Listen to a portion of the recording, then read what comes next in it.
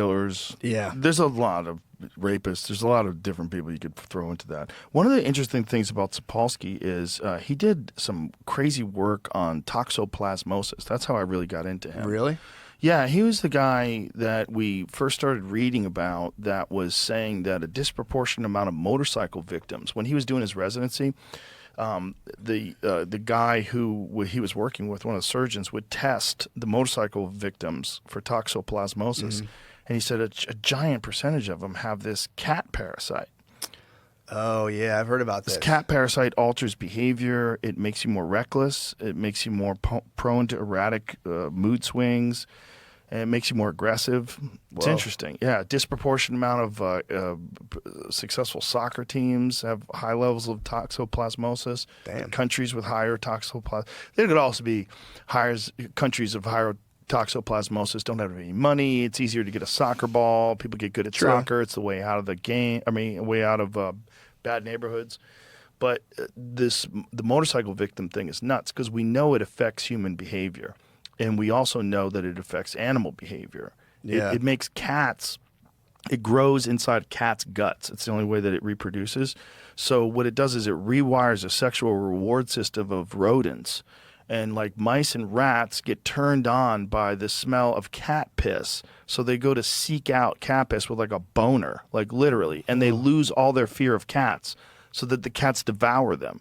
And so when the cats devour them, then that parasite is now inside the cat's gut, which is where it reproduces. So that's why they tell pregnant women you should never touch cat litter.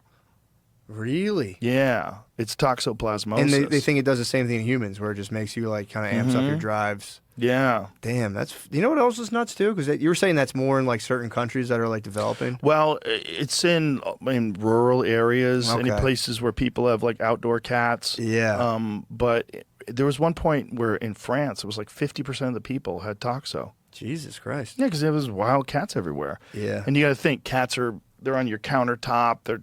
Their fucking shit is on their paws. Dude, that's the one thing. Like, I have dogs.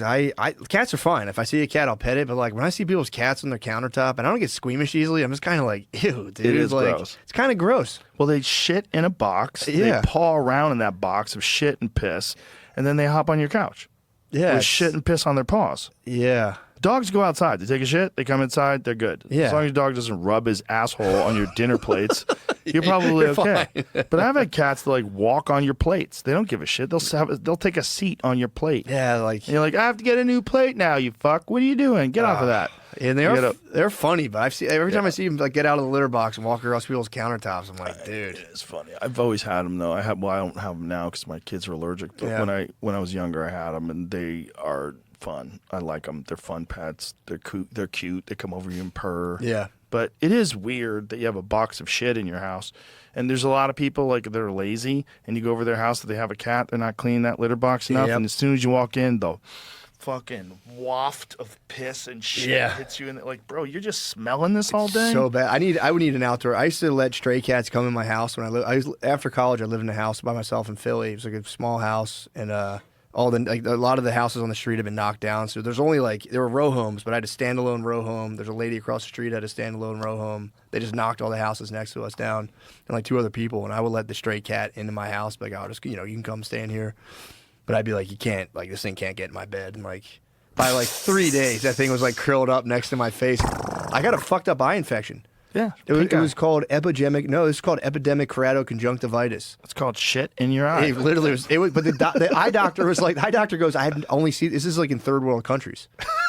And dude, for 6 months afterwards, after it got cleared up, they had to shut the thing down and clean the whole eye practice.